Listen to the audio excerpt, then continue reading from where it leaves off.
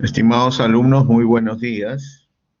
El día de hoy vamos a dictar la clase correspondiente a trauma abdominal.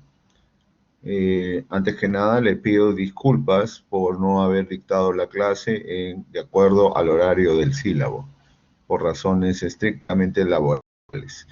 Entonces, el día de hoy vamos a desarrollar esta clase que tiene singular importancia, sobre todo en el ámbito quirúrgico, porque necesita del cirujano hacer un diagnóstico rápido y también tomar decisiones rápidas para evitar complicaciones en el paciente sobre todo, ¿no? Entonces van ustedes a ver las pautas que hay que seguir cuando se trata pues de un trauma abdominal.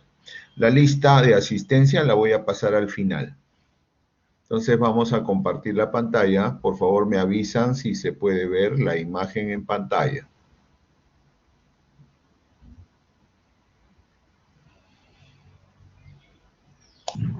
Buenos días, doctor.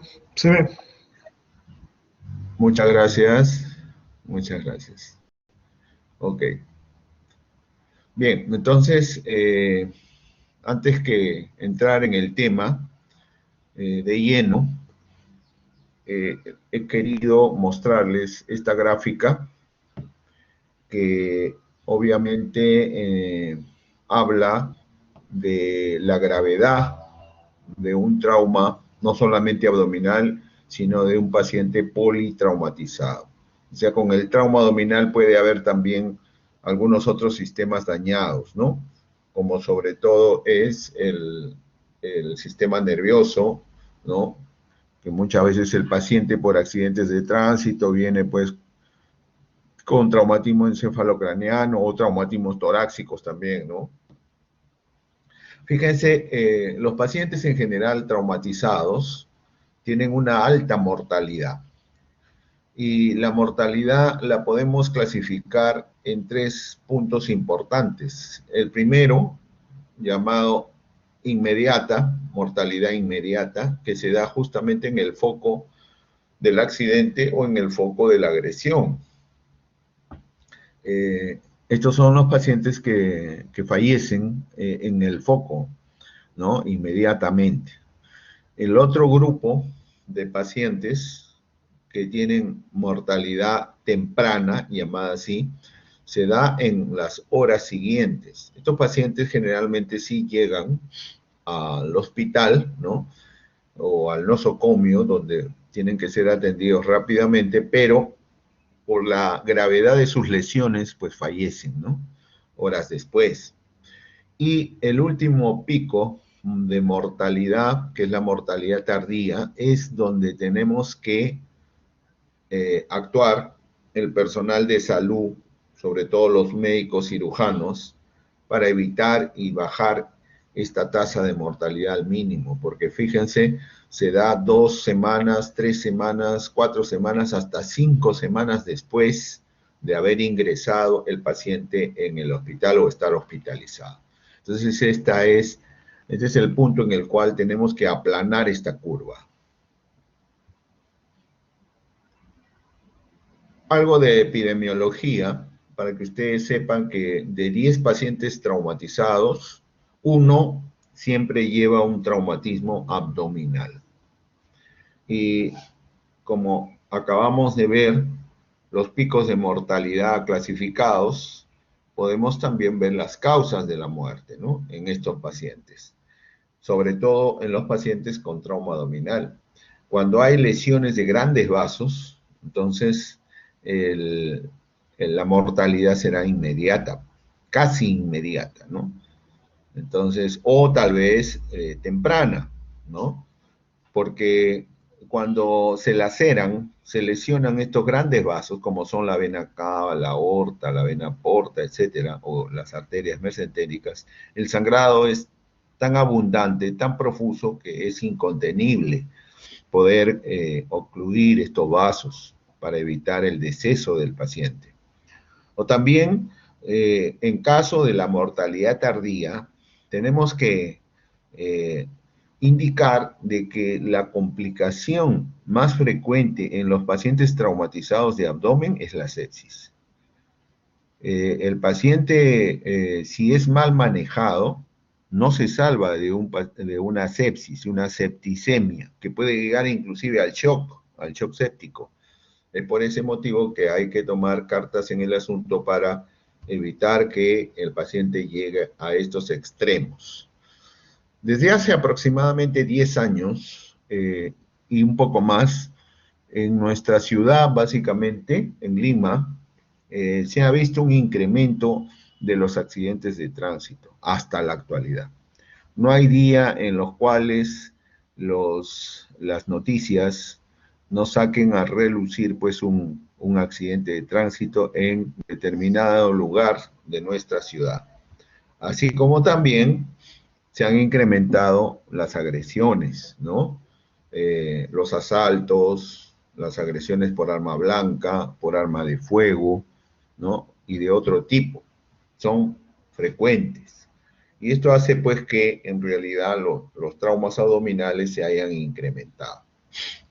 Es importante recalcar que en la atención de estos pacientes hay dos etapas. Una primera etapa llamada atención prehospitalaria, antes de que el paciente ingrese al hospital, que desgraciadamente en nuestro país y en nuestra ciudad es hecha por los bomberos, ¿no? La atención prehospitalaria, ¿quién llega primero al foco del accidente? Son los bomberos, los paramédicos, el SAMU, ¿no?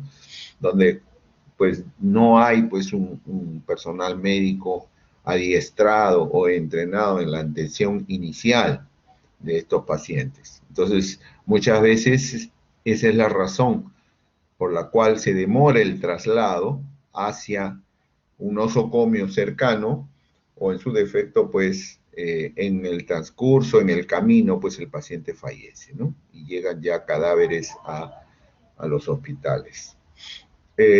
A nivel mundial, porque esta situación no solamente se da en nuestro país, en nuestra ciudad, sino también se da en las otras ciudades del mundo.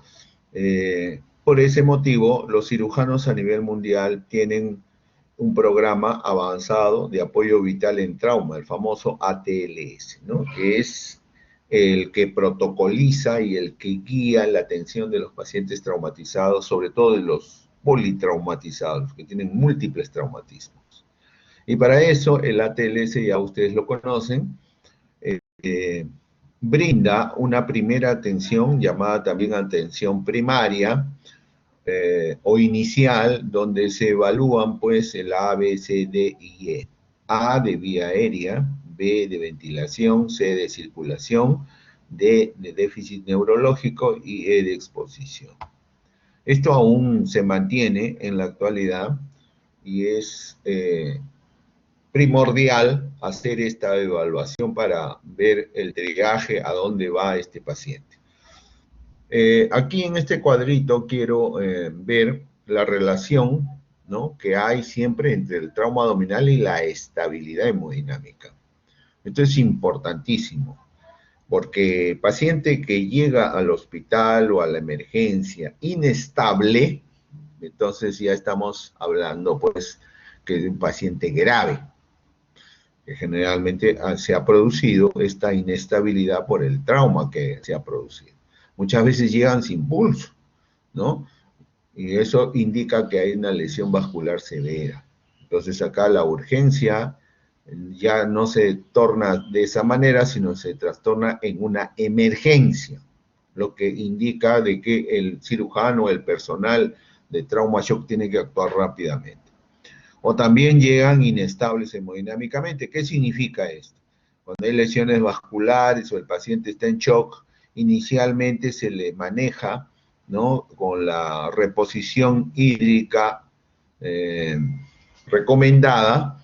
El paciente se estabiliza momentáneamente, pero nuevamente si ustedes le retiran el suero o el cloruro de sodio o la sangre, entonces vuelve a caerse la presión, vuelve a estar taquicárdico. Entonces eso se llama inestabilidad hemodinámica, lo cual hay que identificar rápidamente. ¿Por qué? Porque ese paciente está sangrando. Y hay otro tipo de pacientes, otro grupo de pacientes traumatizados, que vienen estables hemodinámicamente, incluso vienen conversando y indican las circunstancias en las que ha sucedido los hechos, ¿no? Los accidentes, ¿no? Entonces, en estos pacientes nos da tiempo como para poder hacer una segunda evaluación. O sea, una evaluación primaria, una evaluación secundaria. Entonces, esto es importante, la relación entre el trauma abdominal y la estabilidad hemodinámica.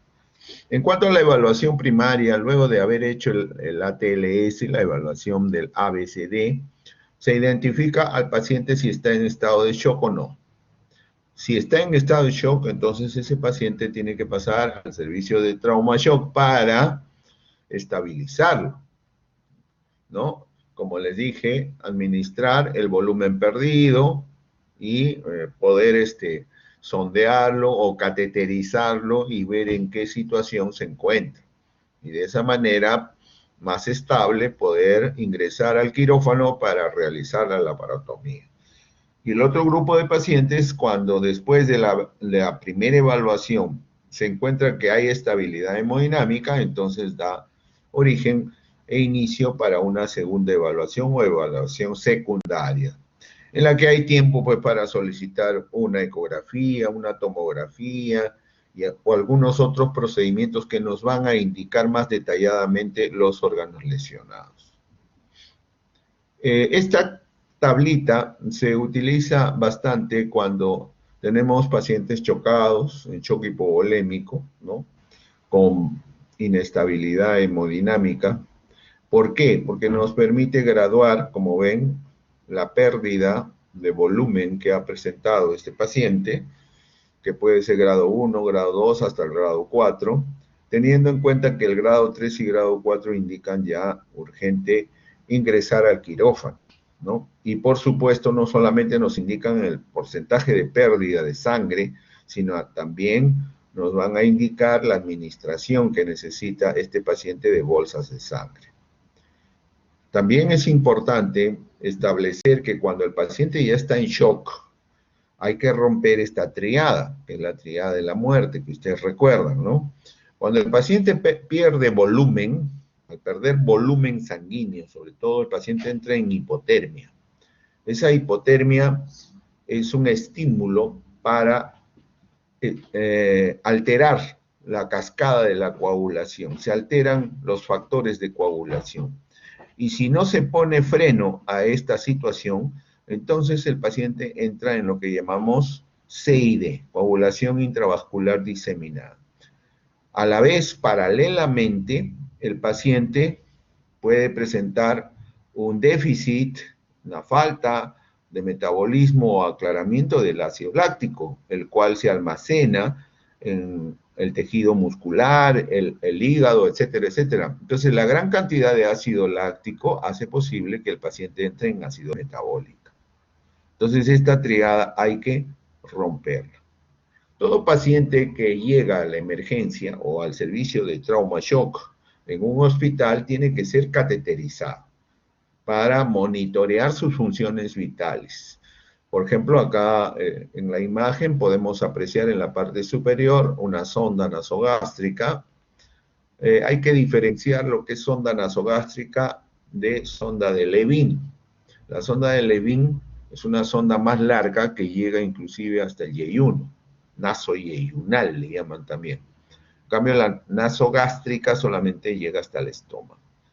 Es suficiente con una sonda nasogástrica. El objetivo de esto es evacuar el contenido gástrico, porque puede haber sido un paciente que ha ingerido alimentos antes del accidente y podemos estar frente a un estómago lleno que puede condicionar una aspiración, ¿ok? Entonces ese es uno de los objetivos, evacuar. Y también, por supuesto, evacuar la distensión del estómago para que el cirujano tenga la comodidad de poder actuar. Luego tenemos acá la cateterización de los grandes vasos, ¿no? Lo cual llamamos nosotros catéter venoso central. Es importante para monitorear los factores importantes como, por ejemplo, la presión venosa central, ¿no? Que es un dato indirecto que nos puede ayudar a ver cómo está nuestro manejo hídrico sobre todo, ¿ya? Entonces, generalmente se cateterizan acá las grandes venas en el cuello, que puede ser la yugular interna o la subclavia. Es importante que estos catéteres lleguen hasta cerca de la aurícula derecha y que nos midan pues la precarga, ¿no?, en el corazón. Luego también podemos cateterizar la vejiga, ¿no?, mediante una sonda vesical, a través del cual vamos a medir pues la diuresis de la persona, ¿no? Es importante también el monitoreo de la diuresis horaria, ¿no?, que nos va a identificar y a presentar, digamos, nos va a dar datos importantes en relación a el manejo que se le está brindando al paciente traumatizado. A ver, un ratito que se me ha ido la diapositiva. Ya, acá estamos. Avanzamos entonces. Ya desde el momento en que el paciente entra al procedimiento del shock, del manejo del shock, ya inmediatamente, como les mencioné, se tiene que romper la triada mortal, ¿no?, la triada de la muerte. Y para eso existen algunos métodos. Evitar la hipotermia, sobre todo, ¿no?, que tienden a evitar la hipotermia.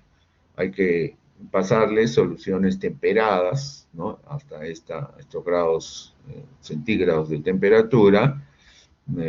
Hay que abrigar al paciente, ¿no? Hay que poner cobertores a nivel de las bolsas de sangre, porque la bolsa de sangre que viene del banco de sangre, vienen bolsas refrigeradas, ¿no? Entonces no es conveniente. Además de eso, cuando ya están operando los cirujanos, hay la necesidad de introducir solución fisiológica temperada en la cavidad, cuando se exploran las vísceras, ¿no? Y también desde el punto de vista anestesiológico, el anestesiólogo tiene procedimientos a través de la máquina de anestesia para incrementar, digamos, la temperatura corporal. Antes de ingresar a sala, el cirujano tiene que tener en mente este diagrama que es importante, que anatómicamente nos demuestra que hay una cavidad peritoneal, un espacio retroperitoneal por detrás y un espacio infraperitoneal. El espacio infraperitoneal relacionado a la pelvis, ¿no? Entonces, se tiene pues que explorar todos estos compartimentos para identificar los órganos lesionados. Recordemos que la cavidad peritoneal está dividida mediante el mesocolon transverso. El mesocolon transverso divide un espacio supramesocólico y un espacio inframesocólico. En el espacio supramesocólico se va a tener que explorar, revisar el hígado, el estómago, el vaso, el diafragma y el colon transverso. En el espacio inframesocólico hay que explorar el intestino delgado, el marco cólico y ya más inferiormente a nivel pélvico los órganos reproductivos, tanto masculinos como femeninos. A nivel posterior, en el espacio retroperitoneal, si se evidencian lesiones, hay que hacer la revisión dependiendo del área lesionada, de los grandes vasos y de las estructuras retroperitoneales, como son los riñones, el páncreas, los uréteres, etc. Toda la vía urinaria. Bien, acá les muestro los objetivos de colocar una sonda nasogástrica, que ya les dije, uno de ellos es la descompresión gástrica, evitar la aspiración e investigar el contenido gástrico. Muchas veces cuando se pasa la sonda nasogástrica, inmediatamente sale pues ya un contenido sanguinolento, lo cual nos está indicando de que pudiera haber alguna perforación, alguna laceración a nivel de esta víscera. ¿Alguna contraindicación? No hay mayores contraindicaciones para la sonda. En la bibliografía está descrita que la fractura de base de cráneo es una contraindicación para la colocación de sonda nasogástrica. En todo caso, si no es posible colocar la sonda nasogástrica, se pudiera colocar una sonda orogástrica. Luego tenemos la sonda vesical, que también tiene sus objetivos. Como ven, el objetivo es evacuar la vejiga, que puede estar distendida, puede estar llena de orina, lo cual dificultaría la exploración del cirujano. Evaluar las características de la orina, muchas veces cuando uno explora la cavidad y ve en la sonda Foley ve sangre, o sea, hematuria, ya nos estamos orientando hacia el retroperitoneo. Y lo otro es el control de la diuresis horaria que ya les manifesté. Alguna contraindicación, se asume que cuando uno sospecha de una lesión de uretra posterior, de uretra fija, no debe colocar sonda Foley, sonda vesical, ¿ya? Porque se haría una falsa vía, ¿ya? Entonces hay que evitar lesionar siempre el organismo. Entonces, si sospechan de una lesión uretral posterior, sobre todo cuando el paciente ha caído de altura, en las caídas de altura se ven mucho las lesiones de uretra posterior, y sobre todo con fractura pélvica. Entonces hay que evitar esto. Por ejemplo, ahí tienen una sonda vesical en la que se está evacuando sangre franca, ¿no? Rutilante, ¿no? Entonces acá hay lesiones a nivel del tracto urinario. Los exámenes de laboratorio a solicitar inmediatamente son la hemoglobina, el hematocrito, grupo sanguíneo RH para la transfusión, gases arteriales para ver si el paciente está en acidosis, si ya está en shock, ¿no? Hay que ver eso para corregir. Amilasas, test de embarazo, siempre es importante en el caso del sexo femenino establecer si estamos frente a solamente un organismo o a dos, ¿no? Entonces, si en caso la paciente está gestando, entonces habrá que hacer un manejo multidisciplinario conjuntamente con el gineco-obstetra. El examen de orina y el tiempo de coagulación y sangría, que son datos importantes. En cuanto al diagnóstico por imágenes, se puede solicitar una placa de tórax cuando se sospecha de lesión diafragmática, siempre y cuando obviamente el paciente esté estable, hemodinámicamente estable. Estamos hablando de una evaluación secundaria. La placa de pelvis, que nos estaría hablando de lesiones en retroperitoneo. La simple de abdomen, cuando hay sospecha de perforación de víscera hueca, ¿no? Y también el signo del borramiento del fondo gástrico, del espacio de Traube. No hay espacio de Traube, también nos habla pues de un sangrado, digamos, que está cubriendo la cámara gástrica, ¿no? Las placas contrastadas solamente están limitadas cuando se sospecha de lesiones de vía urinaria posterior, o sea, en retroperitoneo. Acá pueden ver imágenes de neumoperitoneo, ¿ven? Que es aire libre, se torna como dos meniscos debajo del diafragma, ¿no? Acá también pueden ver una lesión diafragmática que puede estar implicando una hernia traumática, hernia diafragmática. Acá, fíjense, miren cómo el colon está ingresando al hemitórax izquierdo, desplazando el pulmón. Eso significa que ha habido una laceración diafragmática, ¿no? Una hernia traumática. Entonces, fíjense cómo las placas nos pueden ayudar. En conclusión, los traumas abdominales los vamos a clasificar en dos: traumas abiertos y traumas cerrados. Los traumas abiertos, que pueden ser producidos por arma de fuego y por arma blanca, y es importante establecer la penetración y la no penetración en la cavidad peritoneal, en estos traumatismos.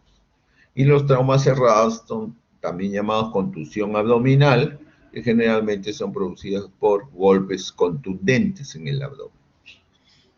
Dentro de los órganos más afectados, tenemos a la cabeza en cualquiera de los dos tipos de trauma abdominal abierto o cerrado. Tenemos el vaso. El vaso, fíjense, un 35% se lesiona. Luego le sigue el hígado, luego le sigue el riñón y después los intestinos, ¿no? vísceras huecas a posteriori, sobre todo cuando son traumatismos penetrantes. Acá tenemos una diapositiva que nos muestra cuando hay explosiones, ¿no? Este es otro tipo de trauma en el cual la onda expansiva del explosivo puede lesionar vísceras intracavitarias, ¿no? Muchas veces los explosivos originan esquirlas, ¿no?, de plomo o de metal que pudieran atravesar y convertirse en un trauma penetrante, ¿ven?, por estas esquirlas de metal y lesionar de esa manera. O en todo caso, cuando no hay esquirlas, puede convertirse en un trauma cerrado, ¿no? Y esto condiciona pues muchas veces a que el impacto de la onda pueda lesionar vísceras, ¿ok? Entonces, en el caso de los explosivos podemos tener las dos cosas. Este cuadrito implica que los traumas cerrados son más frecuentes que los traumas abiertos, aunque últimamente, quiero hacer la salvedad, este 20% ya se está haciendo 30 o 40%. Hay que tener mucho cuidado porque los traumatismos penetrantes por arma de fuego, sobre todo, son los que a nivel mundial vienen incrementándose peligrosamente. También todavía en la actualidad los traumas por accidente de tránsito son frecuentes, más frecuentes que los abiertos, pero este porcentaje sí está incrementándose. Y en la parte inferior se puede apreciar cómo los órganos lesionados en un trauma cerrado son generalmente vísceras sólidas y en el caso de los abiertos son vísceras huecas. Vamos a iniciar el detalle del estudio con los traumatismos abiertos. Hemos dicho que estos pueden ser o por arma blanca o por arma de fuego. Y acá dice, la posibilidad de lesión de un órgano es directamente proporcional a la masa, al volumen que ocupa dentro de la cavidad abdominal. ¿Ok? Entonces, el volumen que más se ocupa dentro de la cavidad abdominal es a predominio de víscera hueca, porque tenemos 7 metros de intestino delgado y 1,5 metros a más de intestino grueso. Entonces, obviamente, en un traumatismo abierto será más frecuente la lesión de víscera hueca que de víscera sólida. Entonces, aunque no escapa siempre el hígado por su gran tamaño, ¿no?, puede estar lesionado también en estos casos. En los casos de traumas penetrantes por arma de fuego, se producen los siguientes fenómenos. El proyectil, cuando ingresa al organismo, penetra todos los planos de la pared, o sea, puede ser abdominal, sobre todo abdominal anterior y posterior, y dentro del organismo se fragmenta, produciendo un surco hasta su salida o no, llamado cavitación permanente. Esa cavitación permanente es el trayecto que tiene el proyectil dentro del organismo y donde obviamente lesiona y destroza el tejido que encuentra. En cambio, paralelamente a la cavitación permanente, también vamos a tener una cavitación temporal. Esta cavitación temporal es paralela a la cavitación permanente, pero es producida por la quemadura de la onda que produce el proyectil. Entonces hay una cavitación permanente y hay una cavitación temporal. Avanzamos. Y acá vemos los factores que determinan la lesión de los órganos. La fragmentación, como les dije, se produce cuando el proyectil impacta en el organismo y se fragmenta, se producen las esquirlas y esta incrementa su lesión en vísceras huecas. Luego tenemos también otro factor importante, es la distancia a la cual se dispara el proyectil. No es lo mismo que te disparen directo a quemarropa que te caiga una bala perdida, ¿no es cierto? Una bala que se ha disparado a una cuadra y que por esas cosas del destino te cae. Entonces, la lesión será mucho mayor cuando es a menor distancia. y la densidad de los tejidos. Hay tejidos más densos que otros, y dentro de los más densos que existen en el organismo es el tejido óseo, pues, ¿no? Muchas veces incluso cuando el proyectil impacta el tejido óseo se desvía su trayectoria, lo cual también es un factor a tener en cuenta. Acá tenemos, miren, un proyectil de calibre 22, ¿no? Originando pues su cavidad central y la cavitación temporal por quemadura, por quemadura. Obviamente cuando el proyectil será más grande, como en el caso de proyectiles de rifle, ¿no?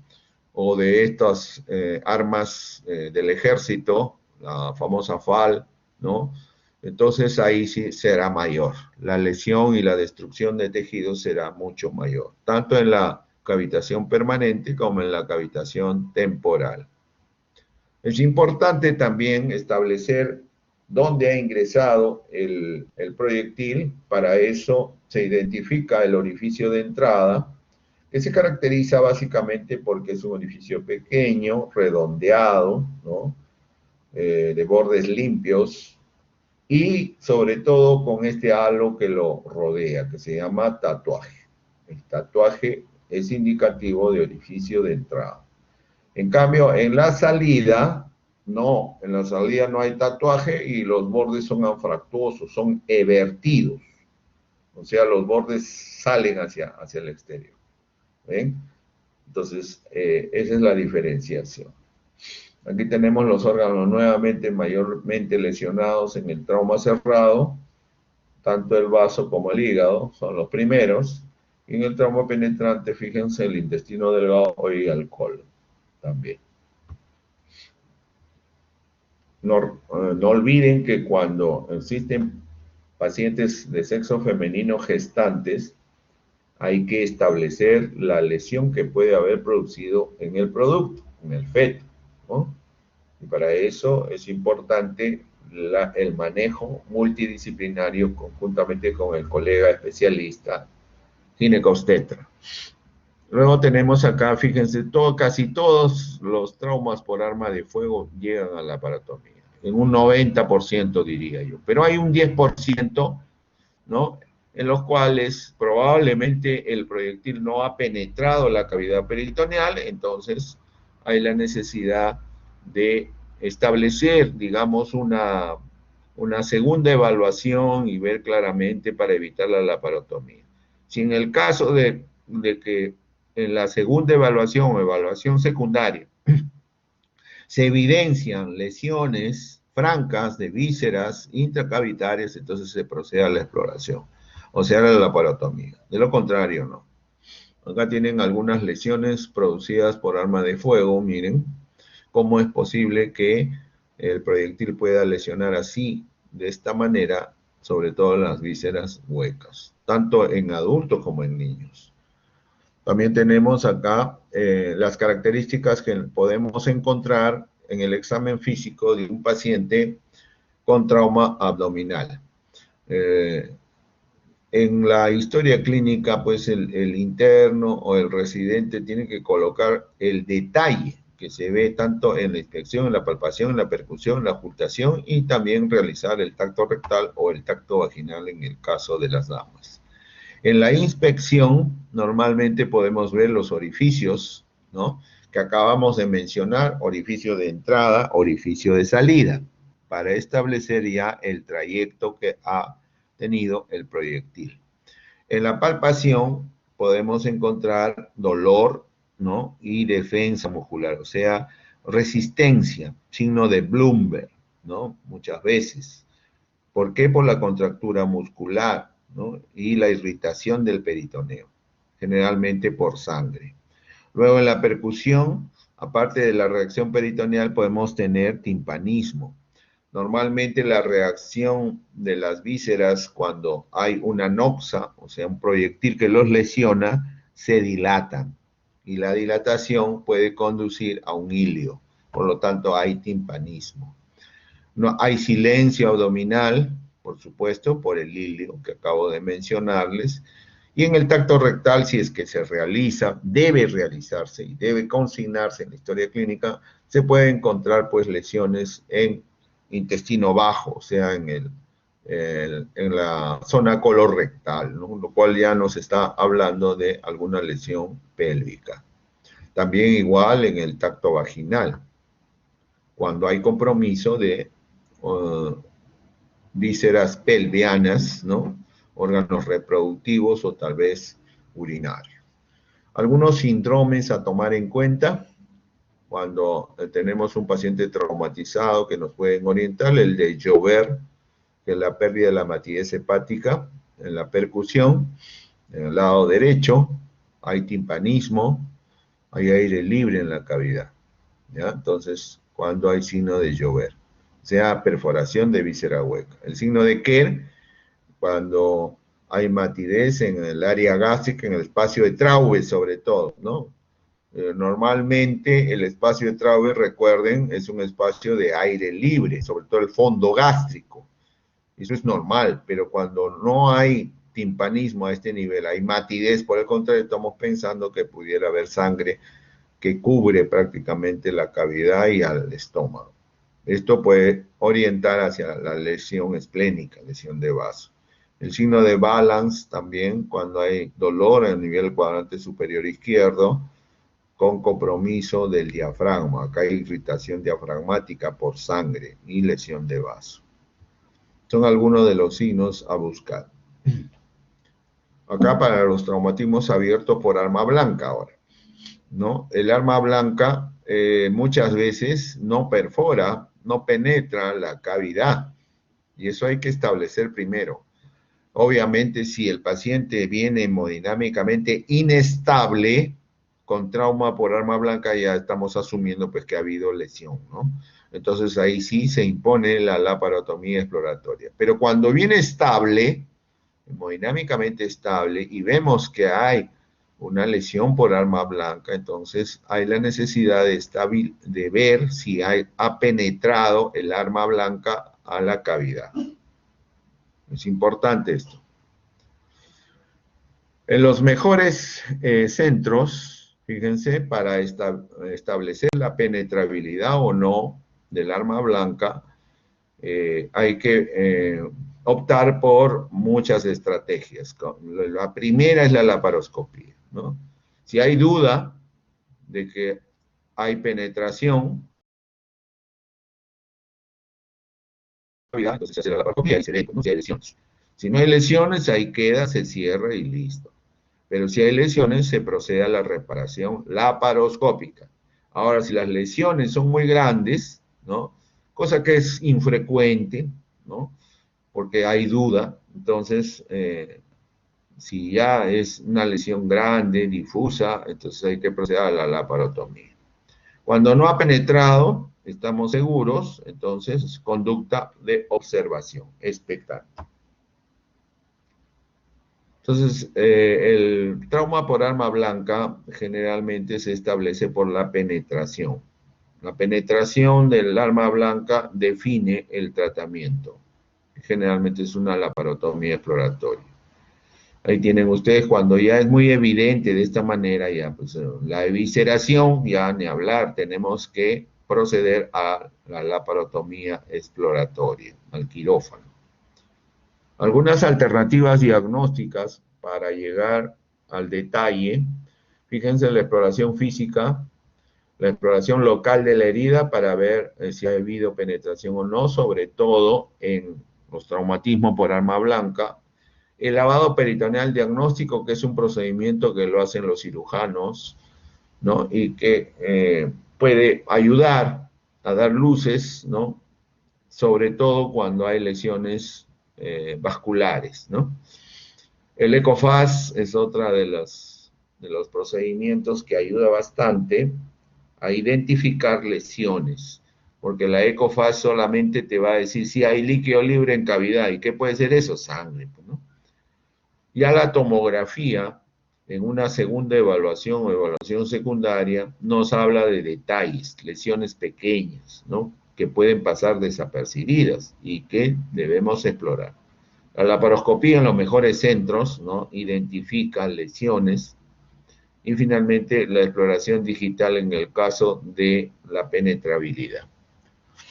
En cuanto a la exploración de la herida, miren, esta puede ser instrumentada o puede ser digital. La instrumentada, acá tienen una herida, se infiltra al paciente en el tópico, se amplía la herida, esta herida se hace más grande con el bisturí y se procede a la exploración de la pared. Si hay evidencia de que el peritoneo está lacerado, entonces ni hablar, hasta la operación. Si no, se cierra y listo. Exploración instrumentada.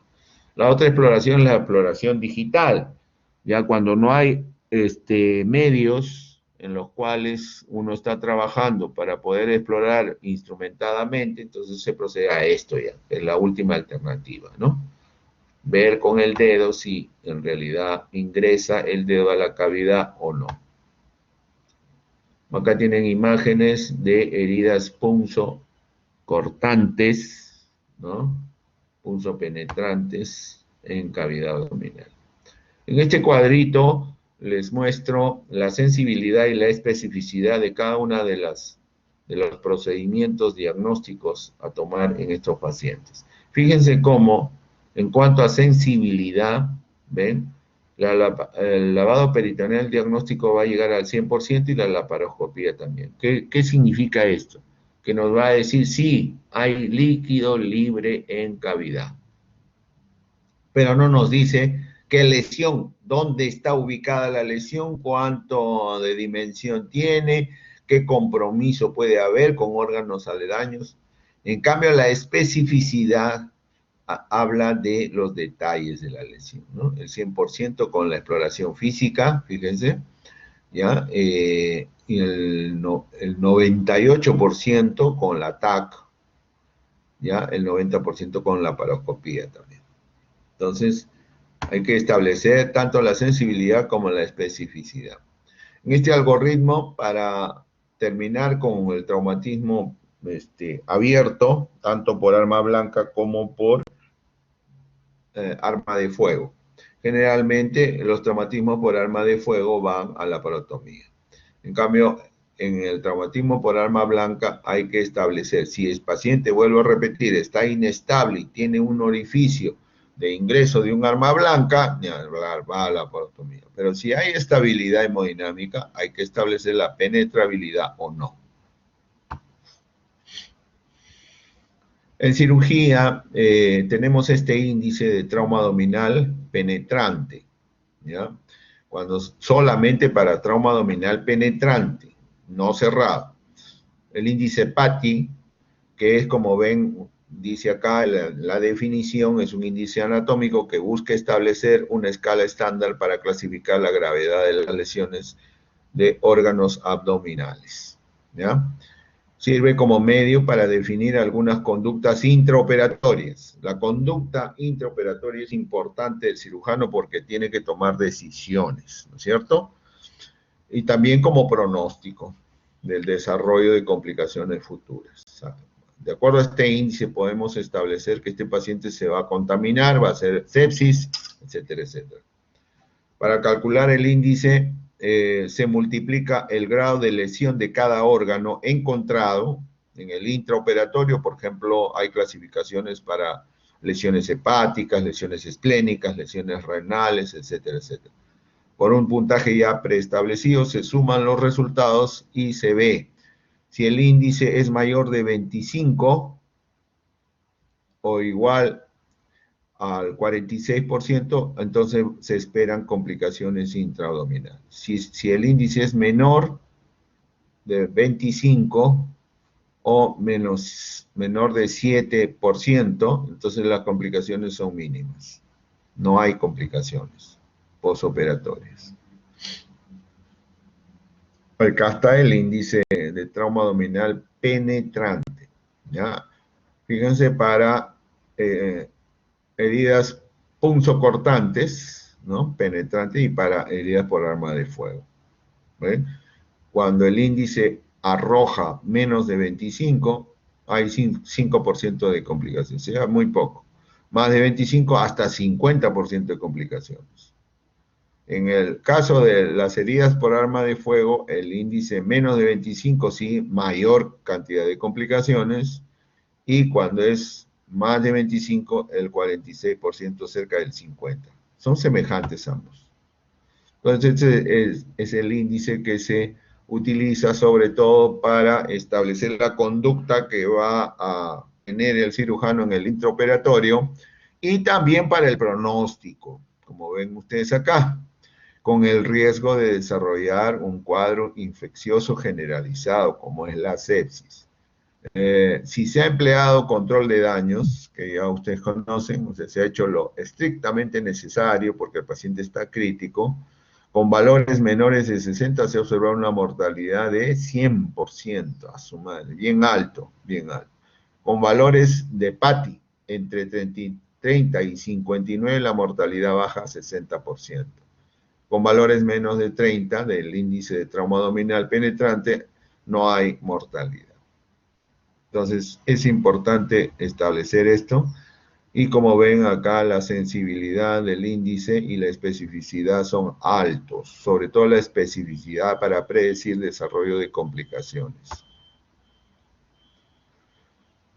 En cuanto a la decisión quirúrgica de laparoscopía o laparotomía, la laparoscopía, sobre todo en el trauma penetrante, está indicada para pacientes estables, fíjense, estables, ojo, sin lesión en la tomografía o lesión dudosa.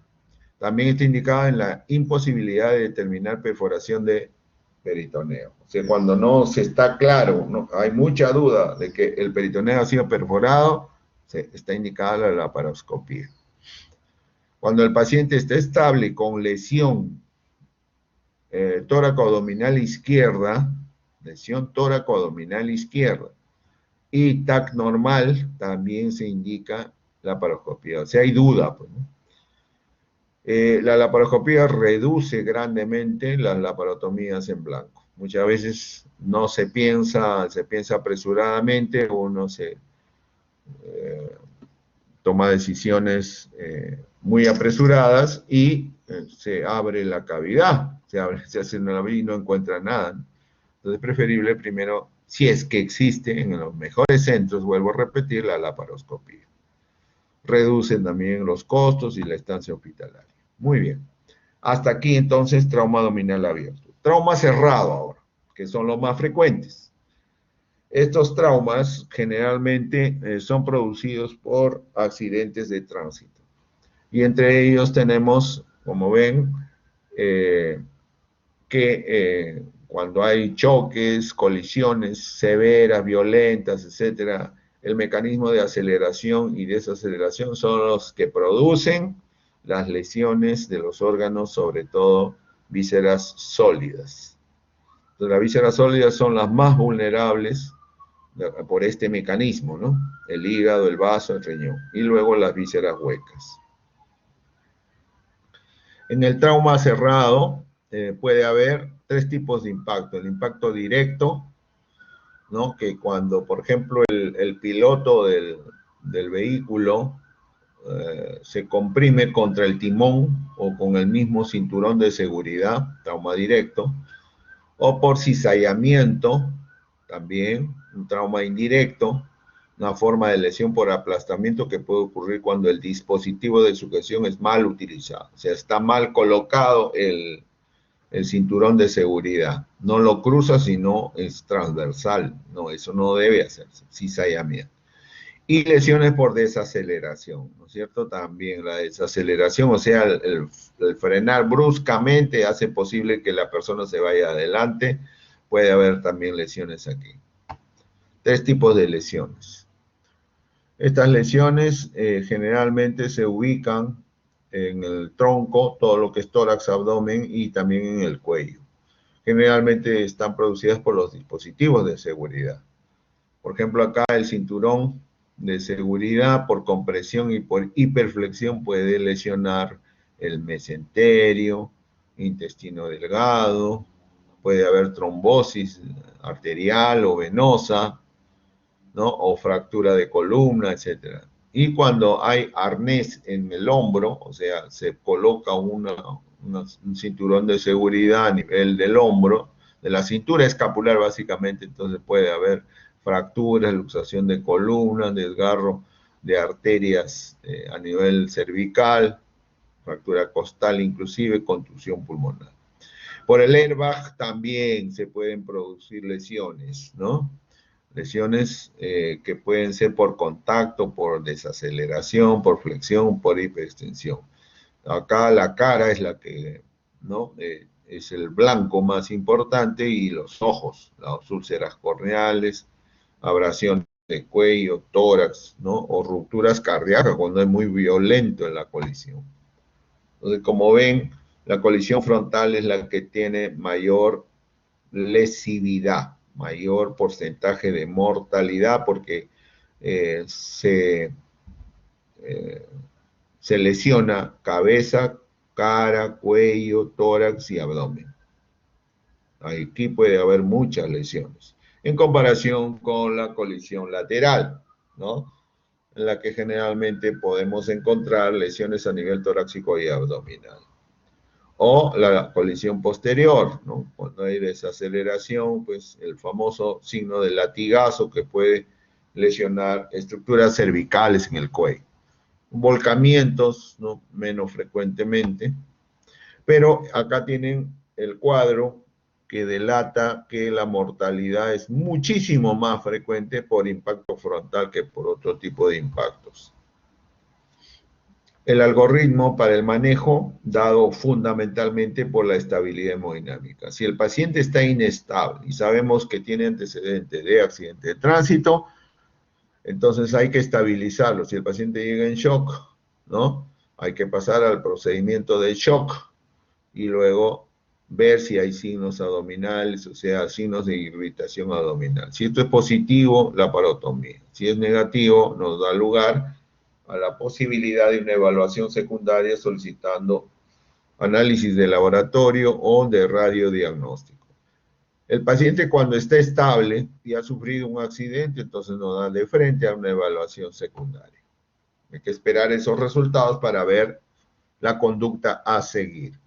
Al igual que en el trauma abdominal penetrante, tenemos las mismas alternativas diagnósticas para el trauma abdominal cerrado. El lavado peritoneal diagnóstico, como les dije, es una posibilidad que puede tener dos técnicas, la técnica abierta y la técnica cerrada. La que más se usa es la técnica abierta, como ven ustedes acá, consiste en realizar una incisión a nivel de la línea media, línea alba, y hacer la disección de la pared hasta aperturar la cavidad. Pasar un catéter, atravesar con un catéter, generalmente una sonda de Nelaton, y se instila solución salina a la cavidad, de 200 en 200 centímetros cúbicos, y luego se aspira. Esa aspiración puede ser sangre rutilante, por lo tanto el lavado peritoneal diagnóstico es positivo y se tiene que ir a sala de operaciones. En el caso de la técnica cerrada, es una técnica sin incisión, simplemente por punción, mediante una aguja biselada. Entonces, punción se aspira con la técnica de Seldinger y igual se instila solución salina y se aspira. En el caso de que haya duda, esa solución aspirada en el émbolo de la jeringa puede ir a patología para establecer si existen algunos parámetros que indican de la positividad del lavado peritoneal diagnóstico. Acá está la instilación, este es un esquema, cómo es que se atraviesa la línea alba, estos son los dos vasos, los dos músculos rectos anteriores en el abdomen. Si sacamos así, ya ni hablar, sangre rutilante, vamos a sala. O en el laboratorio nos dan este resultado, hay glóbulos rojos, eritrocitos más de 100.000 por campo, o leucocitos más de 500, o se han encontrado cuerpos extraños como vegetales, porque ha comido la persona, entonces eso indica pues ya que ha habido perforación de víscera hueca. Cuando las amilasas y las lipasas están muy elevadas por encima de 100 unidades internacionales por litro, entonces estamos hablando ya de una compresión a nivel retroperitoneal del páncreas, lo cual está produciendo una pancreatitis traumática. Igualmente, cuando hay lesiones a nivel de la vía biliar, la fosfatasa alcalina se eleva y la bilirrubina también. Acá tienen todas las indicaciones del lavado peritoneal diagnóstico. Y acá, esto sí, las ventajas y las desventajas que hay que tener presente. Fíjense, el lavado peritoneal es un procedimiento simple, ¿ya? Permite rápidamente tomar una decisión al cirujano, alta tasa de certeza y precisión diagnóstica. El problema, bajo costo, etcétera, excelente, no hay mucha morbilidad. Esas son sus ventajas. El problema del lavado peritoneal diagnóstico es que tiene baja especificidad y alta sensibilidad. O sea, no te dice, no te ubica la lesión, pero sí te dice hay líquido libre en cavidad, ¿ya? O sea, baja especificidad. Por otro lado, el lavado peritoneal diagnóstico tiene una alta tasa de falsos positivos. Eso no está acá. Falso, pues, ¿por qué? Porque muchas veces cuando uno hace la minilab, o sea, para ingresar a la cavidad, sangran los vasos a nivel del estuche de los rectos o donde hayan ingresado. Entonces, ese sangrado cae a la cavidad y eso es lo que se aspira y entonces puede dar una falsa imagen de que hay hemoperitoneo. Y no evalúa retroperitoneo, es otra de sus desventajas importantes. No nos dice qué hay en el retroperitoneo, ¿no? Contraindicación, la única absoluta es cuando el cirujano ya decidió de realizar la laparotomía o la laparoscopía en el paciente. Ya no hay que hacer nada. Relativas pueden ser la obesidad, la gestación, la cirrosis, las coagulopatías presentes, cirugías abdominales previas, en fin. Otro de los procedimientos que hace uso el cirujano y que hasta la actualidad da muy buenos resultados es la ecografía o ultrasonografía. La famosa EcoFAS es hasta el momento el primer examen de radiodiagnóstico a solicitar en los pacientes, sobre todo en el servicio de trauma shock. ¿Por qué? Porque evalúa los espacios de declive, evalúa el fondo del saco de Douglas, todos los espacios de declive, el cólico derecho, izquierdo, esofrénico, etc. Entonces la EcoFAS, cuando es positiva, nos dice que hay hemoperitoneo y nos puede indicar inclusive la cantidad de volumen que hay. Por lo tanto, la decisión de la laparotomía es definitiva. Y también dentro del acto quirúrgico se hace control de daños en estos casos. Pero cuando es negativa, entonces no se descartan otras posibilidades de origen del shock, ¿no? Hay que repetir y reevaluar el caso. Acá hay imágenes de EcoFAS, miren, donde nos está evidenciando sangre libre en cavidad, que es lo que más se utiliza, ¿no? Entonces, actualmente, fíjense, la ecografía es considerada como el primer método diagnóstico a efectuar ante un paciente con trauma abdominal cerrado. Más imágenes de ecografías, ¿no? Con líquido libre en cavidad. La tomografía es el otro procedimiento, el otro examen al cual se le puede solicitar, sobre todo cuando hay pacientes estables. ¿Qué ventajas nos da la tomografía? Identifica el sitio, ubica la lesión, ve el retroperitoneo, nos puede detallar qué hay en el retroperitoneo. Y la interpretación de la tomografía no necesita un radiólogo todavía. Puede ser, es menos dependiente del operador, o sea, el mismo cirujano ver las placas y tomar su decisión. ¿Qué desventajas tiene este examen? Que necesita contraste. Eso sí es importante, porque cuando la placa es contrastada de la tomografía es mejor, se ven más detalles de lesión. En cambio, sin contraste nos puede dejar en la duda. Tiempo. Muchas veces el tiempo es importante en estos casos, ¿no? Sobre todo cuando se sospecha de lesiones dentro. Entonces, el tiempo normalmente es entre media hora, un poco más. Entonces, y el precio, pues, ¿no? El costo también es más elevado que una ecografía. Acá tienen imágenes tomográficas que nos están indicando que hay lesiones de vaso y otros órganos. Acá en esta tabla les muestro un paralelo entre lo que es lavado peritoneal diagnóstico, ECOFAS y TAC. Acá están las indicaciones, miren, para el inestable, ECOFAS y lavado peritoneal pueden ser las indicaciones, pero para el estable, la TAC. Acá trauma penetrante, acá hay que documentar líquido, o sea, hay que ver cuánto ha perdido. Acá en la TAC, en el trauma penetrante, hay que ver, ¿no?, si hay lesión orgánica o no. Muchas veces la lesión no está referida al abdomen, hay lesiones en otros sistemas, ¿no? Entonces es importante establecer eso. Acá están las ventajas y las desventajas que ya les he hablado, ¿no? De estos exámenes importantes. También, cuando hay tiempo, se puede solicitar la placa simple de abdomen con foco a nivel del tórax, ¿no?, del hemidiafragma. Muchas veces nos puede hablar de fracturas costales o también nos puede hablar de neumoperitoneo, como en este caso. ¿Ven? Entonces, la placa simple de abdomen con incidencia tóxica ayuda a la detección de aire libre en cavidad, lo cual nos está indicando de perforaciones de vísceras huecas.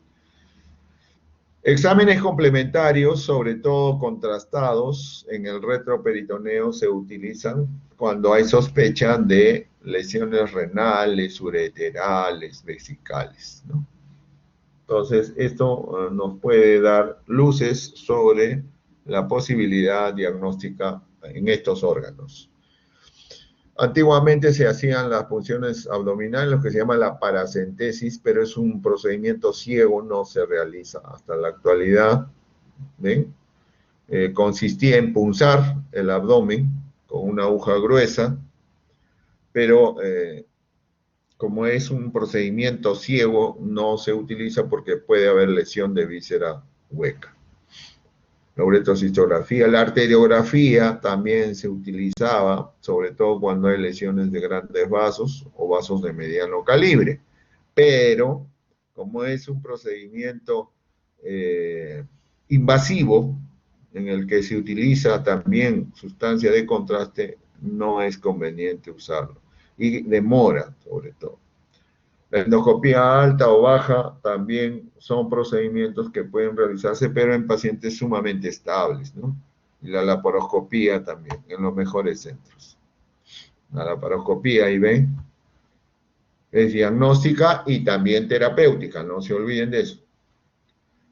En cuanto al espacio retroperitoneal, es importante clasificar esta región en 5 zonas, ¿no? La zona central, que es zona 1, la zona 2, lateral, la zona pélvica, zona 3, la zona 4, retrohepática, ileal retrohepática, y la zona 5, combinadas las anteriores.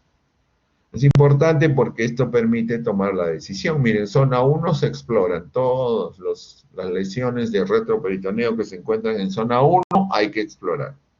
Porque acá hay grandes vasos, pues. Hay estructuras importantes como el páncreas, el duodeno, ¿no? Las zonas laterales, que son zona 2, solamente se explorarían cuando hay descompensación del paciente. Si está el paciente estable, pero durante las horas siguientes se torna inestable, entonces hay que explorar. La zona 3, que es la zona pélvica, no se recomienda la exploración, porque están referidas exclusivamente a fracturas costales, perdón, a fracturas de la pelvis.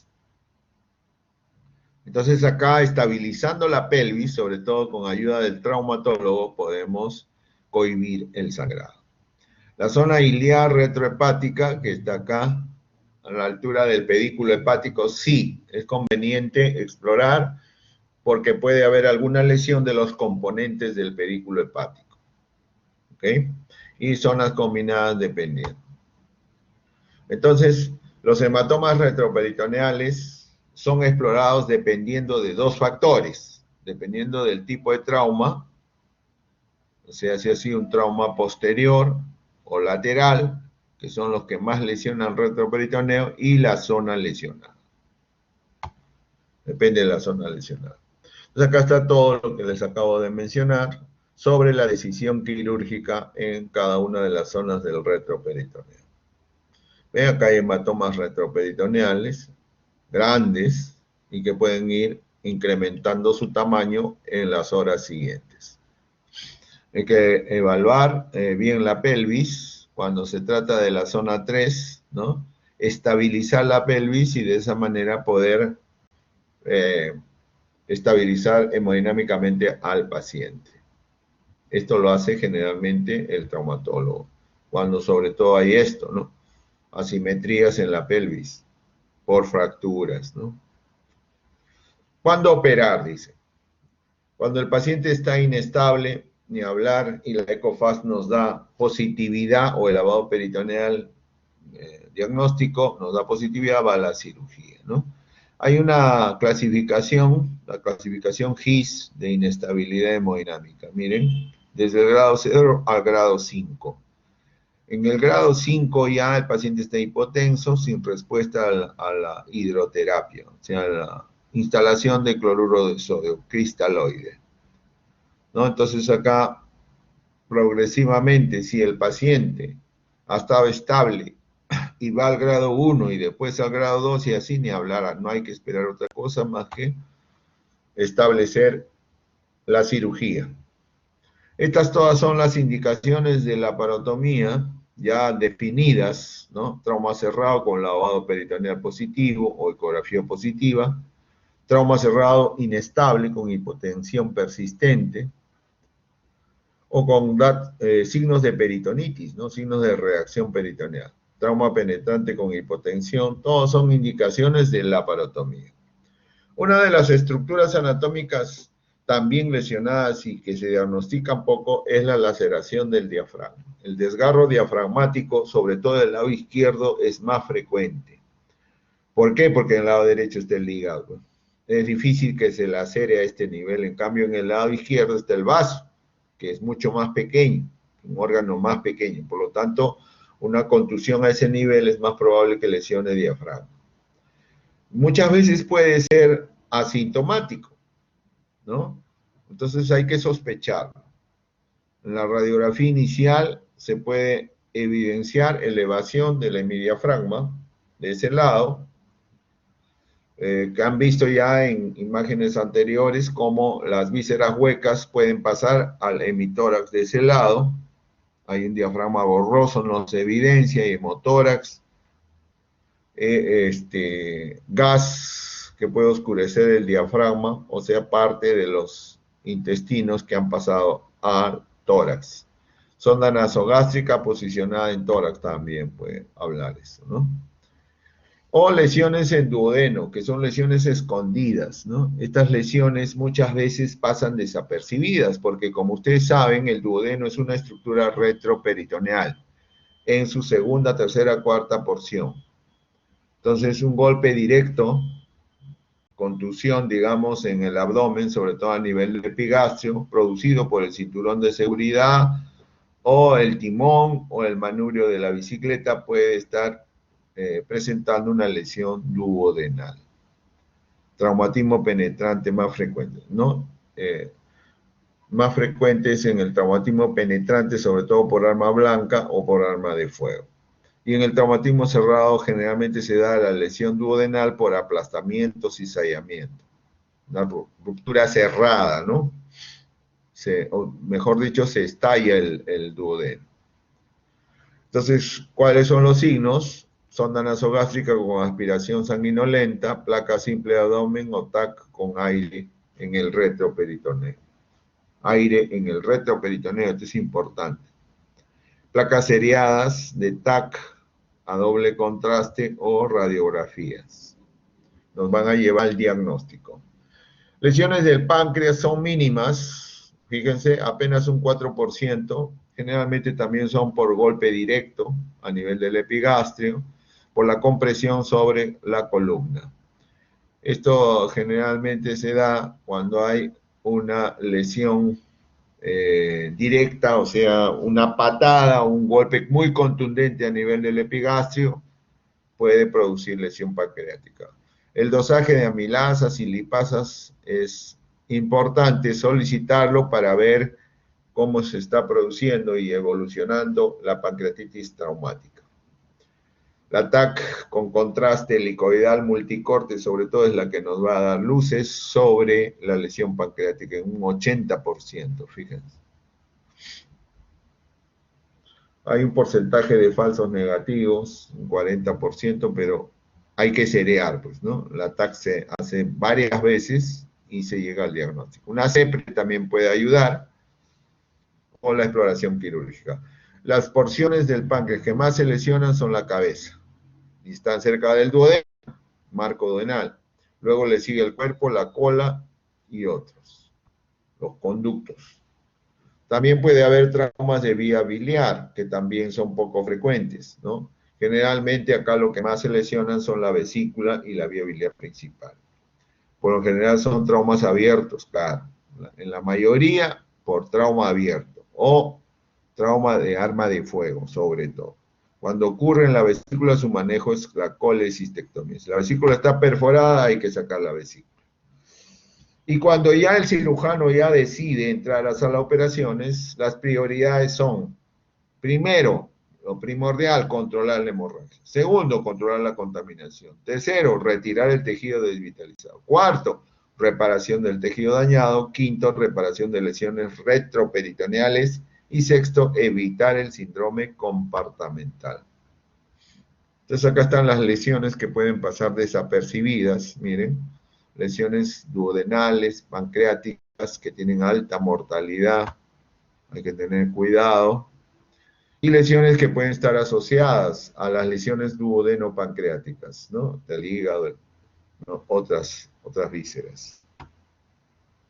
En la exploración es importante realizar, les recuerdo, la maniobra de Kocher para evidenciar la cara posterior del marco duodenal y la cabeza del páncreas. Y otras maniobras que ya conocemos por el capítulo de técnica operatoria. Cuando el paciente se evidencian hallazgos de múltiples lesiones viscerales, lo que hay que hacer es el control de daños. El control de daños salva vidas, ¿ya? Sobre todo en pacientes chocados, en pacientes multitransfundidos, en pacientes inestables hemodinámicamente. Entonces, en el quirófano se hace lo estrictamente necesario. Si hay sangrado, se tapona el órgano sangrante. Si hay contaminación, se realiza la ostomía respectiva para evitar la mayor contaminación de la cavidad y se cierra. Pasa a UCI el paciente, ahí se estabiliza, se rompe la triada de la muerte y más estable pasa nuevamente al quirófano a terminar con la intervención inicial. Ese es el taponamiento hepático, muy necesario muchas veces. Fíjense cómo es que hay que colocar las gasas grandes entre el diafragma y el hígado, la cara superior. Otro tipo de taponamiento, perforación hepática con sonda Foley. O la maniobra de Pringle, que consiste en clampaje temporal por 20 minutos apenas del pedículo hepático. De esa manera no hay sangrado en el hígado y se puede obtener una sutura hepática interesante. Si no es instrumentado el clampaje, puede ser también con un material de sutura. Y en última alternativa, en forma heroica, si no para el sangrado, ligar la arteria hepática. Pero acá sí puede haber complicaciones, como es la necrosis hepática. Cuando se decide por evidenciar el sangrado y no ligar la arteria hepática, se hace la digitoclasia. Esto se llama digitoclasia. O sea, la exploración intrahepática hasta ver el lugar del sangrado. Y suturarlo de esta manera. Finalmente, colocar el parche de Piplon a nivel de la zona suturada de la víscera sólida. Puede ser hígado, puede ser vaso. Fíjense, el vaso se hace la esplenectomía cuando hay compromiso de su pedículo. O de lo contrario, bueno, esta es la esplenectomía, también hacer este procedimiento, ¿no? El enmayado del vaso. El vaso está lesionado adentro, pero cuando ustedes lo enmayan y le hacen una jareta, la ajustan y se comprime. Entonces, es una alternativa. La otra alternativa es llevar el epiplon, fíjense, a la zona lesionada. Puede ser el vaso, del hígado también. Esto se llama parche de epiplon. El epiplon es una estructura muy importante para la cavidad peritoneal, ¿no? Y que muchas veces sirve como hemostático. Se pega, pues, mediante puntos separados a la zona lesionada. Imágenes de lesiones viscerales huecas por proyectil de arma de fuego. Y lo que se recomienda, pues, son los mínimos necesarios. Las ostomías para evitar la contaminación. Muchas veces, cuando el paciente está totalmente estable, se opta por no operar.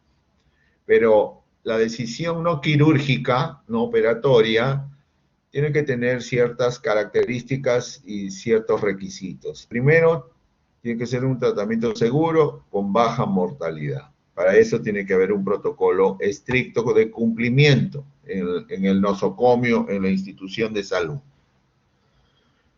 ¿Qué desventajas puede traer no operar? Posibilidad de dejar una lesión inadvertida, aumenta los requerimientos de hemoderivados, claro. Si el paciente va a estar hospitalizado y va a estar chequeado, necesita sangre todos los días. Entonces, necesitamos un buen banco de sangre. Aumenta el gasto operativo, claro, mayor gasto por los mayores días de hospitalización. Y la reinserción laboral será mucho más tardía. Puede haber ventajas, sí, se evitan las laparotomías. Disminuye el tiempo de internamiento y disminuye el gasto operativo. El protocolo que hay que cumplir en tratamiento no operatorio implica condiciones importantes del paciente. Si es un paciente joven, atlético, sin comorbilidades, ¿no? Estable hemodinámicamente, entonces se puede hacer un tratamiento no operatorio. Además, si hay condiciones en el medio, o sea, si existe un buen banco de sangre, una buena UCI, como para poder chequear al paciente a diario. Y normas de seguimiento y control, lo que hemos dicho. Si hay un protocolo que se puede cumplir estrictamente, ni hablar. Complicaciones. La complicación, hemos dicho ya de inicio, más frecuente en los pacientes traumatizados es la sepsis. Luego vienen los otros, luego vienen las hemorragias, como ven ustedes acá, los abscesos y otros como el bilioma o la hemobilia cuando hay lesiones de la vía biliar. Pero la más frecuente es la sepsis. Y la sepsis hay que combatirla rápidamente, ¿no? Ni bien el paciente entra a la sala de operaciones ya se le está indicando antibióticos vía endovenosa. Causa principal de muerte, la sepsis.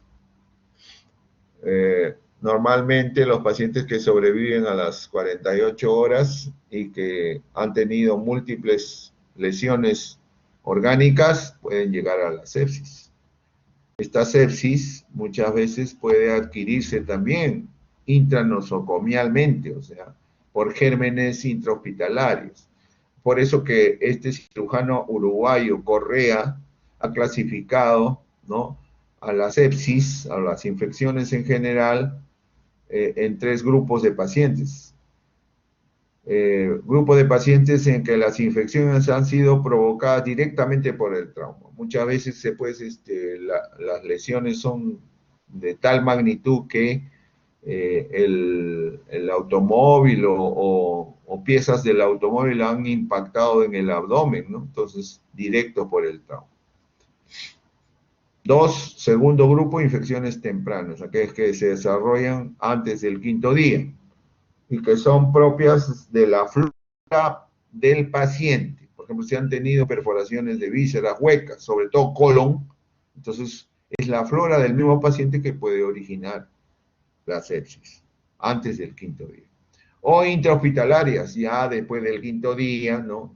Adquieren pues neumonías intrahospitalarias, ¿no? Que pueden también maltratar al paciente o llevarlo pues a la sepsis, ¿no? Y al shock. Entonces son tres grupos de pacientes. ¿Cuándo se indica el retorno al quirófano? ¿No? Cuando es traumatismo cerrado, pero el paciente sigue sangrando, ¿no? Se le pasan 2 unidades, pero el paciente sigue sangrando. O cuando se ha cerrado la cavidad y hace síndrome compartamental. Igual en el trauma penetrante, cuando ha sangrado, luego de 15 unidades de transfusión, de hablar. Indicaciones para el retorno, o sea, para que reingrese nuevamente al paciente, a la sala, paciente con alza térmica, fiebre, indicativo de foco infeccioso intracavitario. Entonces hay que evacuar los abscesos. Coagulación, cuando hay tiempo de protrombina alterado, menos de 15, o plaquetas menos de 75.000. Entonces, esto implica que el paciente está haciendo CID, está en shock. O cuando también hay signos cardiovasculares, la saturación de oxígeno comienza a estar menos de 65%, ¿no? Un paciente en mal estado, el índice cardíaco ha bajado, el hematocrito está en mayor de 35%. Fíjense, cuando la saturación baja menos de 95% ya, y el FIO2 es 0.45, es indicación de quirófano. Hay alteraciones ahí. Con el balance ácido básico, cuando el lactato, el dosaje de lactato, esto es importante, está muy elevado, lo que significa que falta el aclaramiento del ácido láctico y está haciendo acidosis. En cuanto a la síndrome compartamental, también definido como hipertensión abdominal, este puede graduarse. Generalmente en los pacientes multilesionados, el grado de hipertensión abdominal es grande, más de 25 milímetros de mercurio. Lo normal es de 5 a 7. ¿Y cuál es la causa más frecuente de un síndrome compartamental abdominal? Es el trauma. Entonces, el trauma es por eso que en los pacientes que tienen trauma abdominal con múltiples órganos lesionados no se recomienda cerrar la cavidad, dejar abierta la cavidad con su famosa bolsa de Bogotá suturada a la piel. Esto, así el paciente pasa a UCI y el objetivo de dejar abierta, o sea, hacer la laparostomía, implica que el paciente reingrese a sala de operaciones varias veces hasta terminar de cerrar la pared. Acá están las causas más frecuentes de hipertensión intraabdominal: el trauma, la citis, el trasplante hepático, la pancreatitis, el neumoperitoneo, aneurismas a nivel de la aorta. Entonces el paciente llega a UCI de esta manera, con la famosa bolsa de Bogotá. Muy bien, con esto hemos terminado la clase de trauma abdominal. ¿Alguna pregunta?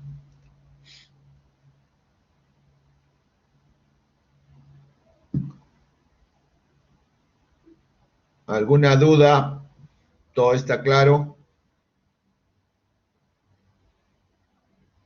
Muy bien. Entonces vamos a proceder a pasar la lista para cerrar la sesión del día de hoy. A ver, presten atención al llamado por su apellido, por favor. Gonza Flores, Gabriel. Gabriel Gonza Flores, no está. Fabiola González Rodríguez. Tampoco está. Luis Alberto Grandes Urbina. Tampoco está. Andrea Morales Romero. Andrea Morales Romero, ¿no está? Ya. Vamos a seguir llamando. Giancarlo Moreno Andía. Tampoco está. Rosario Muñante, Malpartida. Tampoco está. Carlos Noriega Baella. Tampoco está. Atenas Ortiz. Presente, doctor. Buenas tardes. Atenas Ortiz. Ok, Sí, doctor. ya. Alejandra Paredes Gutiérrez. Alejandra Paredes, no está. Jorge Jesús Pastor. Presente, doctor. Buenos días. Muy Buenas tardes. bien, buenos días. Américo Peña. Presente, doctor. Buenos días. Buenos días. A ver. André Ponce Pérez. Presente, doctor, buenos días. Buenos días. Carmen Rosa Pozo.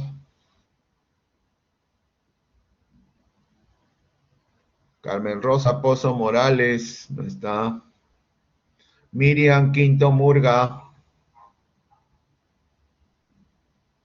Miriam Quinto Murga, no está.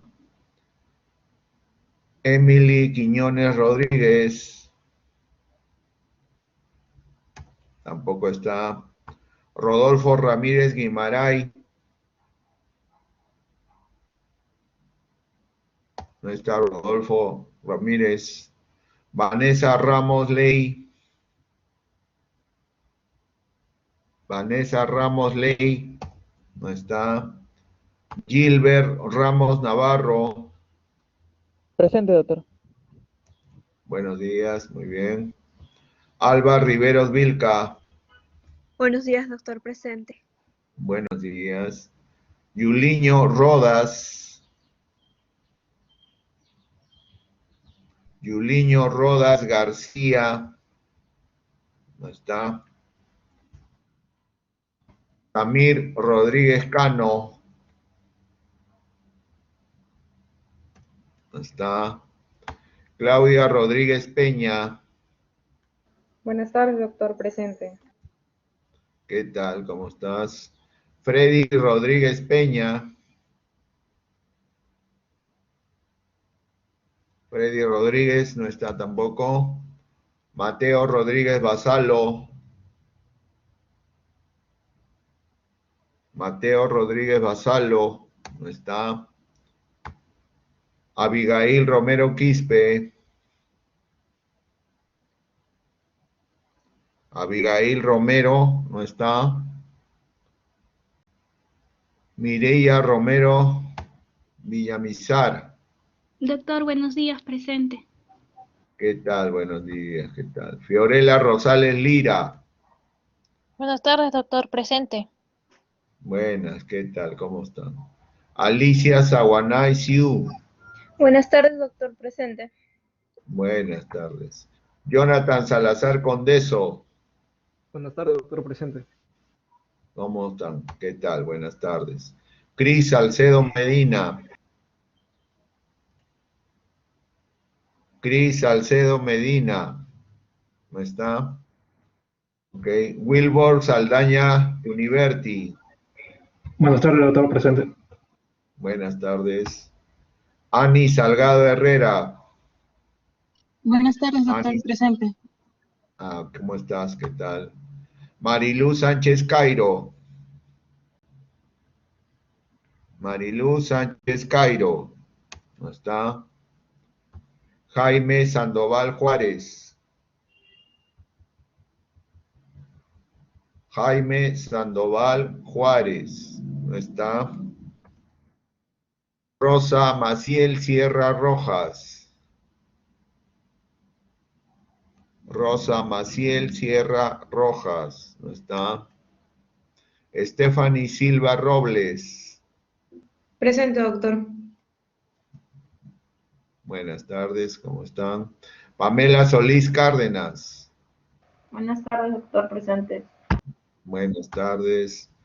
Caelín Sotomayor Valdivieso. Buenas tardes, doctor, presente. Buenas tardes, ¿qué tal? Lucero Tafur Granara.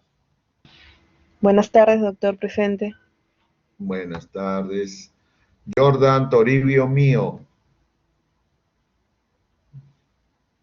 Jordan Toribio Mío. No está. Javier Martín Toribio Picón. Buenas tardes, doctor. Presente. Buenas tardes. Luis Miguel Ángel Torres. Presente. Buenas tardes, doctor. Presente. Buenas tardes. Evelyn Torres Arango. Buenas tardes, doctor. Presente. Buenas tardes. Carla Urbina Ruiz. Buenas tardes, doctor. Presente. Buenas tardes. Eliana Valera Vázquez. Eliana Valera Vázquez. No está. Julio César Vallejos Mavila. Julio César Vallejos Mavila. No está. Joel Vargas Torres. Buenas tardes, doctor. Presente. Buenas tardes. Claudia Vázquez Mamani. Doctor, disculpe. Buenas tardes, doctor. Presente. Soy Eliana Ya. Valera. ¿Me escucha? Valera. Sí, Valera me acabo de Vázquez. llamar. Sí, doctor, me acabo de llamar y no encendía mi micro. Disculpe. Ya, está bien, ya te puse presente. Muchas gracias. Germán Vázquez Mera. Ya. Germán Vázquez Mera. No está. Paola Vázquez Salcedo. Buenas tardes, doctor. Presente. Buenas tardes. Vivian Vega Fernández. Buenas tardes, doctor. Presente. Buenas tardes. Mira, estamos acabando. Denise Velarde Jara. Denise Velarde Jara. No está. Milagritos Velázquez Flores. Buenas tardes, doctor. Presente. Buenas tardes. José Julio Vilca Muñoz. José Julio Vilca Muñoz. No está. Brian Villar Galvez. Presente, doctor. Buenas tardes. Fred Harold Dita Lanasca. Buenas tardes, doctor. Presente. Buenas tardes. David Won Chu. Buenas tardes, doctor. Presente. Buenas tardes, ¿qué tal? Elvira Zamora Guaringa. Buenas tardes, doctor. Presente. Buenas tardes. Y Daniel Zavala Guillén. Daniel Zavala Guillén. No está. Ok. Listo, chicos. Esta asistencia se la voy a pasar al doctor Orellana para que haga el conteo Doctor, de las inasistencias. Doctor, disculpe. Sí, ¿quién habla? Uno por uno. Cris Salcedo. A ver. Salcedo. Sí, doctor, aquí estoy. Salcedo. A ver. Ya. Doctor, Salcedo. disculpe. Cris Maribel. Un ratito. Ya, presente. Ya. ¿Quién más? Doctor Yuliño Rodas. Rodas. A ver. Rodas Yulinio García. Sí, doctor. Ya, presente. ¿Quién más? Moreno Andía, doctor. ¿Moreno? Sí, Moreno Andía Andía. Giancarlo. A ver, un ratito. Moreno. Moreno Andía Giancarlo, ya. Presente. ¿Quién más? A ver, ¿alguien más? Miriam Quinto, le escribí por el chat. Quinto. Miriam Quinto, ya. Murga. Ok. Listo. Ya, no hay problema. ¿Alguien más? Buenas tardes. Lo que pasa es que no escuché mi nombre. Fabiola González Rodríguez. González Rodríguez Fabiola. Ya. Listo. Ya, ok. Doctor, disculpe. Doctor, Sí. ¿qué tal? Buenas tardes, ¿me escucha? Luis Grande Urbina, he tenido problemas para conectarme. Me estaba botando el Blackboard hace rato. A ver. Morales Urbina. Grandes Urbina. Grandes Urbina, ya, ok. Sí, doctor. Listo, muchas Ya, gracias. listo. Ya está. Doctor, ¿No hay Quiñones más? Rodríguez. Doctor, disculpe. Un momentito. Quiñones Rodríguez. Ya. Ya no voy a aceptar más, ¿ah? ¿Quién más? A ver. Después de Quiñones, Doctor, ¿quién más? disculpe, Carmen Pozo. Recién te has conectado tú. Ya, ¿quién más? ¿Alguien más? Listo. Ok. Muchas gracias. Entonces, que tengan buen día y un buen fin de semana. Gracias, doctor. Igualmente. Del